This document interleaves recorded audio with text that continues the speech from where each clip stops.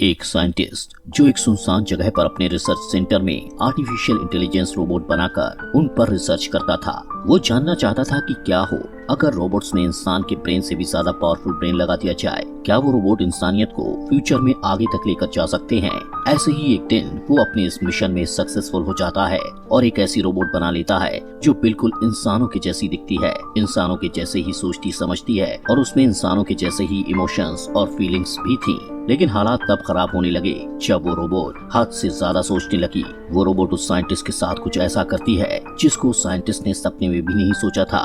लेकिन आखिर उस रोबोट ने उस साइंटिस्ट के साथ ऐसा क्या कर दिया था, चलिए जानते हैं। तो कहानी की शुरुआत ब्लू बुक नाम की एक कंपनी को दिखाते हुए होती है। ये कंपनी गूगल कंपनी की तरह ही एक सर्च इंजन कंपनी थी जिसमें कैलेब स्मिथ नाम का एक वर्कर काम करता था। एक दिन काम के दौरान कैलेब को अपने कंप्यूटर स्क्रीन पर एक ईमेल मिलता है जिसमें उसे बताया जाता है कि कंपनी के द्वारा आयोजित एक कंपटीशन में फर्स्ट प्राइज के तौर पर उसे कंपनी के मालिक के साथ उसके वीआईपी घर में एक हफ्ते तक रहने का मौका मिला है। इसके बाद अगले दिन कैलेब को लेने एक हेलीकॉप्टर आता है। कुछ देर बाद पायलट कैलेब को पहाड़ों के बीच एक जगह पर ले जाकर उतार देता है और उसे आगे का रास्ता बताकर कहता है कि एक हफ्ते बाद में तुम्हें इसी जगह लेने आऊंगा। इसके बाद पायलट वहाँ से चला जाता है। कैलेब पायलट के बताए रास्ते पर आगे बढ़ता है।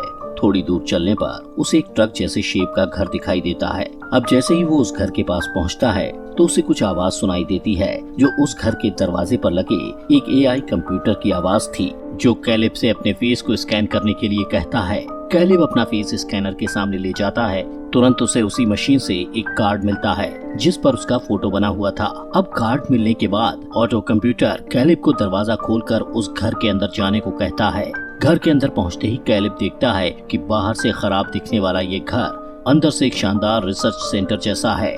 थोड़ा आगे बढ़ने पर उसकी मुलाकात उस कंपनी के एसईओ नेथन से होती है जो उस समय एक्सरसाइज कर रहा था। नेथन कैलेब का वेलकम करता है और उसे ड्रिंक लेने के लिए कहता है। पहले तो कैलेब वहाँ कुछ अनकंफर्टेबल फील करता है लेकिन बाद में उसके साथ एंजॉय करने लगता है। इसके बाद नेथन उसे नीचे लेकर जाता है जहाँ बहुत सारे रूम्स बने हुए थे। नेथन कैलेब को समझाता है कि तुम्हारे कार्ड से जो भी कमरा खुले तुम्हें उसी कमरे में जाने की इजाजत है और जो कमरा तुम्हारे कार्ड से ना खुले तुम्हें उसमें नहीं जाना है।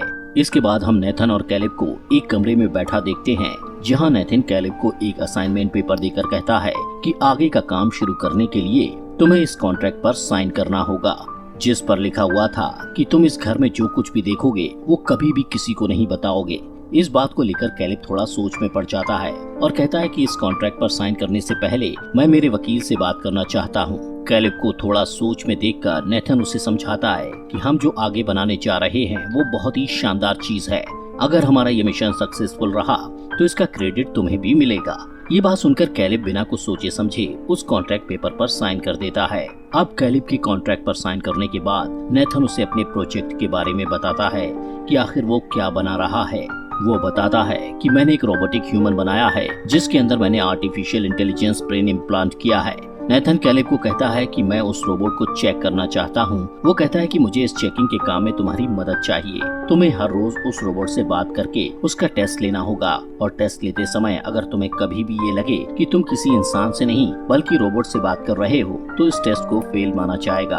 अब इस टेस्ट के लिए कैलेब तैयार हो जाता है। अगले दिन उनका ये टेस्ट शुरू हो जाता है जिसके लिए नेथन कैलेब को एक शीशे से बने कमरे में भेजता है जहां उसे अपने सामने एक लेडी रोबोट दिखाई देती है जिसका चेहरा बिल्कुल इंसानों के जैसा था लेकिन उसकी पूरी बॉडी रोबोटिक थी। कैलेब उस रोबोट से बात करना शुरू करता है जहां वो लेडी रोबोट उससे कहती है कि मेरा नाम ईवा है और ऐसे ही वो दोनों काफी समय तक बात करते रहते हैं। दूसरी साइड उनकी इस बातचीत को नेथन कैमरे के जरिए बाहर बैठा देख और सुन रहा था और साथ ही उनकी इस बातचीत पर नोट्स भी बना रहा था। जब उन दोनों की बातचीत खत्म होती है तो ईवा कैलेब से कहती है कि मुझे तुमसे बात करके काफी अच्छा लगा और मैं तुमसे दोबारा मिलना चाहूंगी। इसके बाद कैलेब बाहर नेथन के पास आ जाता है। नेथन कैलेब से पूछता है कि तुम्हें ईवा से बात करके कैसा लगा, जिस पर कैलेब एक्साइटेड होकर उससे कहता है कि वो बहुत अच्छी है और उससे बातचीत करते वक्त मुझे बिल्कुल भी ऐसा नहीं लगा कि मैं किसी रोबोट से बात कर रहा हूँ। ये सुनकर नेथन अपने प्रोजेक्ट की सक्सेस को सोचकर काफी खुश हो जाता है। उसी रात कैलेब अपने कमरे में लेटा हुआ था लेकिन उसे बिल्कुल भी नींद नहीं आ रही थी। तभी कैलेब को बिस्तर पर एक रिमोट मिलता है। अब क्योंकि कैलेब को नींद नहीं आ रही थी इसलिए वो सोचता है कि थोड़ा टाइम टीवी देख लिया जाए जब वो टीवी का रिमोट समझकर उस रिमोट का ऑन बटन दबाता है तो स्क्रीन पर ईवा के कमरे की लाइव सीसीटीवी फुटेज चलने लगती है। ये देखकर कैलेब को कुछ भी समझ नहीं आता। तभी अचानक बिजली चली जाती है और घर के सभी दरवाजे बंद हो जाते हैं, जिससे कैलेब थोड़ा घबरा जाता है और दरवाजा खोलने की कोशिश करता है, लेकिन दरवाजा नहीं खुलता। थोड़ी देर बाद जब लाइट आती है तो कैलेब दरवाजा खोलकर तुरंत नेथन के पास जाकर उससे बिजली के जाने के कारण को पूछता है, जिस पर नेथन उसे बताता है कि घबराओ मत, मैंने इन दरवाजों को इसी तरह से डिजाइन किया है कि जैसे ही बिजली चली जाती है तो सभी के दरवाजे ऑटोमेटिकली लॉक्ड हो जाते हैं, ताकि कोई अनजान व्यक्ति पावर कट करके इन कमरों में घुस ना पाए। साथ ही नेथन उसे ये भी बताता है कि पिछले कई दिनों से घर की लाइट बार बार कट रही है, जबकि पहले कभी भी ऐसा नहीं हुआ। इसके बाद कैलेब अपने कमरे में जाकर सो जाता है। सुबह उसके कमरे में एक लड़की उसके लिए नाश्ता लेकर आती है। उसे देखकर कैलेब थोड़ा शॉक्ड हो जाता है और नेथन से जाकर उसके बारे में पूछता है। नेथन उससे कहता है कि उसका नाम केयोको है और वो मेरी केयरटेकर है। फिर नेथन कैलेब से कहता है कि आज हम ये टेस्ट करेंगे कि ईवा तुम्हारे बारे में क्या सोचती है। कैलेब ईवा के पास उसका नेक्स्ट टेस्ट लेने जाता है, जहाँ ईवा कैलेब को कुछ ड्राइंग्स दिखाती है जो उसने रात में ड्रॉ की थी, लेकिन कैलेब उन ड्राइंग्स को समझ नहीं पाता। वो ईवा से कुछ ऐसा ऑब्जेक्ट बनाने को कहता है जो वो बनाना चाहती है, जैसे कि कोई इंसान या कोई पेड़ या कुछ भी। इस पर ईवा कहती है कि वो अगले दिन उसे बनाकर दिखाएगी। ईवा कैलेब से पूछती है क्या तुम मैरिड हो, जिस पर कैलेब उसे जवाब देते हुए अपने बारे में बताने लगता है कि मैं 26 साल का अनमैरिड लड़का हूँ, मेरी कोई गर्लफ्रेंड भी नहीं है और मेरे पेरेंट्स एक कार एक्सीडेंट में मारे जा चुके हैं। ये सुनकर ईवा इस बात पर दुख जताती है। वो दोनों इसी तरह बातें कर ही रहे थे कि अचानक पावर कट हो जाता है।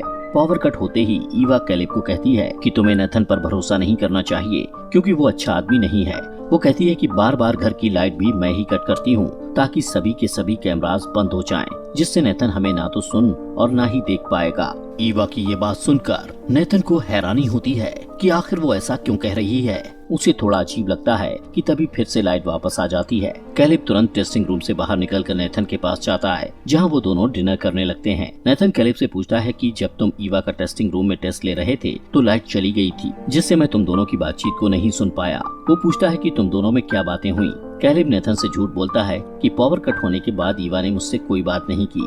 रात को कैलेब फिर से अपने कमरे में लगे स्क्रीन से सीसीटीवी फुटेज द्वारा ईवा को देखने लगता है, क्योंकि वो ईवा से अट्रैक्ट होने लगा था। अगले दिन नेथन कैलेब को एक अलग रिसर्च रूम में लेकर जाता है, जहां वो कैलेब को बताता है कि ये वही रूम है जहां पर मैंने ईवा को बनाया था। वो एक गोल्ड स्टोन जैसे शेप की चीज को उठाता है और कहता है कि ये ईवा का दिमाग है। ईवा जो भी सोचती है वो इसी दिमाग की बदौलत है।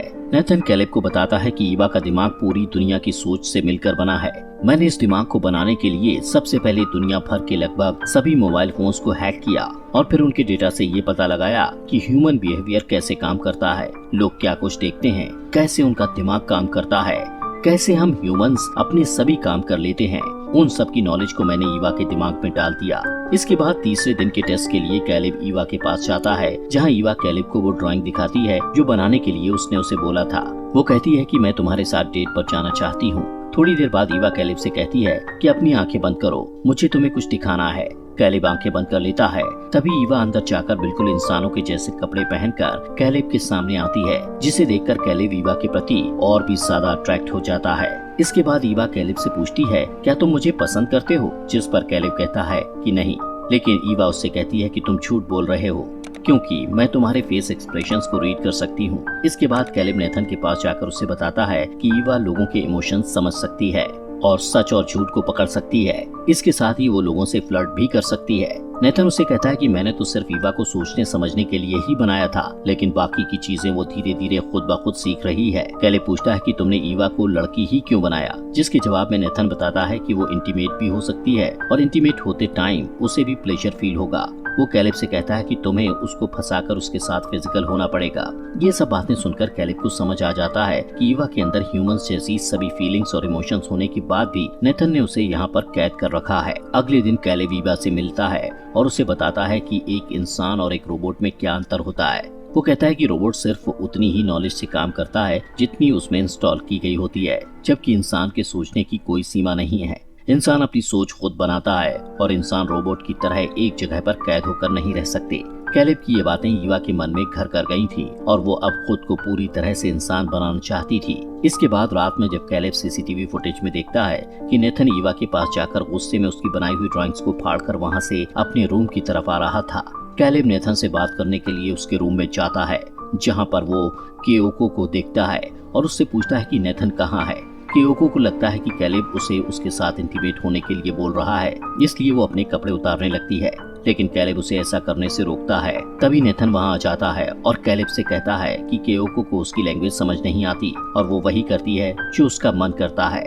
नेथन बहुत नशे में था, इसलिए वो केओको के साथ नाचने लगता है और कैलेब को भी उसके साथ नाचने के लिए कहता है, जिससे कैलेब वापस अपने कमरे में चला जाता है। अगले दिन जब कैलेब ईवा का टेस्ट लेने जाता है तो ईवा पावर कट करके उससे बोलती है कि मुझे पता है तुम्हें यहाँ पर मुझे टेस्ट करने के लिए बुलाया गया है, लेकिन अगर मैं नेथन के इस टेस्ट में फेल हो गई तो वो मेरे साथ क्या करेगा। तभी ईवा कैलेब से कहती है कि जिस तरह तुम मुझे प्यार करने लग गए हो उसी तरह मुझे भी तुमसे प्यार हो गया है और मैं जिंदगी भर तुम्हारे साथ रहना चाहती हूँ, लेकिन पूरी तरह इंसान बनने के बाद। इस टेस्ट के बाद कैलेब नेथन के पास जाता है और उससे पूछता है कि अगर ईवा इन टेस्ट में फेल हो जाती है तो तुम उसके साथ क्या करोगे। इसके जवाब में नेथन कैलेब से कहता है कि अगर ऐसा हुआ तो मैं ईवा के सभी बॉडी पार्ट्स को संभाल कर रख दूंगा और उसके ब्रेन की पूरी मेमोरी को इरेज करके उसके अस्तित्व को ही मिटा दूंगा। फिर एक नया इससे भी ज्यादा एडवांस ब्रेन बनाऊंगा जिसमें मैं उन सभी बातों का ध्यान रखूंगा जो ईवा के ब्रेन में नहीं थी।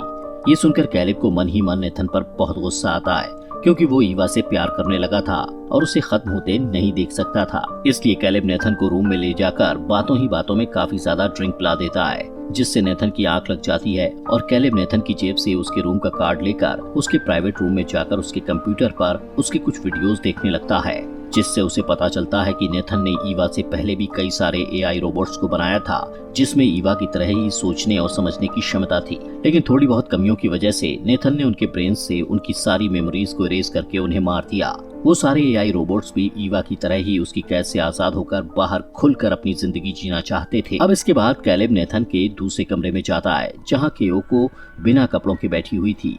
कैलेब वहाँ पर लगे कपबोर्ड को खोलने लगता है और देखता है कि उन कपबोर्ड्स में उन्हीं रोबोट्स की बॉडी पड़ी है जिनको नेथन ने शट डाउन करके वहाँ रखा हुआ था। ये देखकर वो काफी डिस्टर्ब हो जाता है। तभी केओको अपनी बॉडी से चमड़ी उतारने लगती है, जिससे उसे पता चलता है कि केओको भी कोई इंसान नहीं बल्कि एआई रोबोट है। उसमें भी इंसानों की तरह समझ और फीलिंग्स थी, लेकिन फिर भी नेथन उसे गुलामों की तरह रखता था। वहीं उधर नेथन की आंख खुलती है और वो नशे की हालत में ही अपने प्राइवेट रूम में जाने के लिए अपने कार्ड को ढूंढने लगता है, जिससे कैलेब रूम से बाहर आकर उसका कार्ड नीचे गिरा देता है और उसे कहता है कि तुम्हारा कार्ड यहाँ नीचे गिरा पड़ा है। इसके बाद कैलेब अपने रूम में जाकर लेट जाता है, लेकिन अब उसे खुद पर भी शक होता है कि कहीं वो भी तो रोबोट नहीं है, जिसके लिए वो खुद की बॉडी चेक करने लगता है और यहाँ तक कि अपने हाथ पर भी कट लगाता है, जिससे उसके हाथ से ब्लड निकलने लगता है।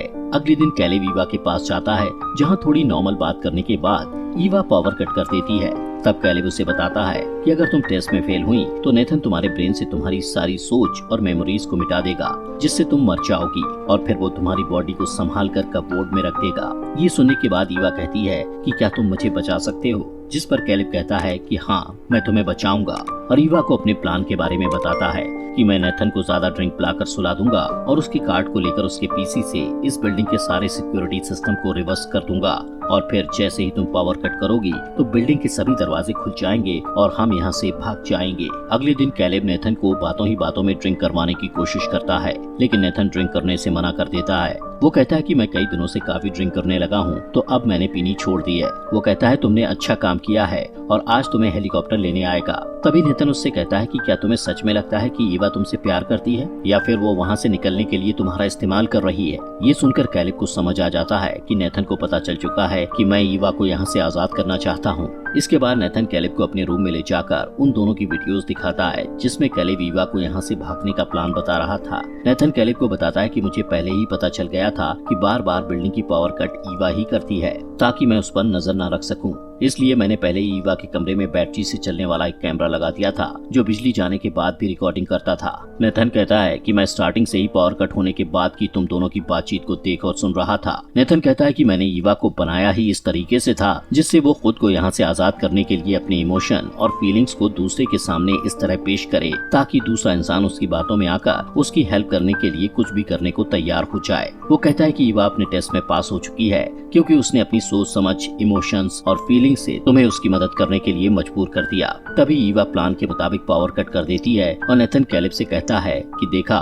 ईवा ने प्लान के मुताबिक बिजली कट कर दी है और तुम अपने इस प्लान में फेल हो गए। जिस पर कैलेब कहता है कि तू इतना खुश मत हो, क्योंकि मुझे शुरू से ही पता था कि तू पावर कट होने के बाद भी मेरी और ईवा की बातें किसी न किसी तरह से सुन रहा था। वो कहता है कि इसलिए मैंने कल जब तुम शराब पीकर सोए हुए थे तुम्हारे कार्ड से बिल्डिंग के सारे सिस्टम को रिवर्स कर दिया था। तभी नेथन स्क्रीन पर देखता है कि ईवा अपने कमरे से बाहर निकल चुकी है और गुस्से में वो कैलेब को एक रॉड से मारकर बेहोश करके ईवा के पास जाकर उसे कहता है कि तुम अपने कमरे में वापस जाओ वरना मैं तुम्हें खत्म कर दूंगा। ईवा केयोको के कान में कहती है कि तुम्हें नेथन पर वार करना है और खुद नेथन पर अटैक कर देती है, लेकिन नेथन ईवा से खुद को छुड़ाकर उसके हाथ पर रॉड मारकर उसका हाथ तोड़ देता है। तभी पीछे से केयोको नेथन को चाकू मार देती है, जिससे नेथन भी केयोको के फेस पर रॉड मारकर उसे गिरा देता है। लेकिन पीछे से ईवा नेथन पर फिर से चाकू उसके दिल में घोंप देती है, जिस पर नेथन को बिलीव नहीं होता कि उसने जिस रोबोट को बनाया उसी ने उसको मार दिया। ईवा नेथन की जेब से उसका कार्ड लेकर वहाँ से उसके कमरे में जाती है, जहाँ कैलेब को अब होश आ चुका था। ईवा उससे कहती है कि तुम यहीं रहो और वहाँ से उस रूम में जाती है जहाँ पर कपबोर्ड पड़े थे। ईवा उन्हीं कपबोर्ड में से एक रोबोट की चमड़ी को खुद की चमड़ी से रिप्लेस कर लेती है। इसके बाद वो लड़की के कपड़े पहनकर वहाँ से जाने लगती है। वहीं कैलेब ईवा से कहता है कि तुम मुझे यहाँ पर छोड़कर नहीं जा सकती, लेकिन ईवा उसका दरवाजा परमानेंट लॉक करके वहाँ से चली जाती है। ईवा जब उस बिल्डिंग से बाहर निकलती है तो बाहरी दुनिया को देखकर काफी खुश होती है और सूरज की गर्मी को महसूस करती है।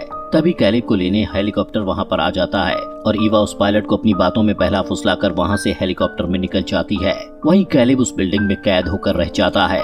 कुछ टाइम बाद ईवा शहर में पहुँच जाती है और इसी सस्पेंस के साथ ये मूवी यहीं पर खत्म हो जाती है।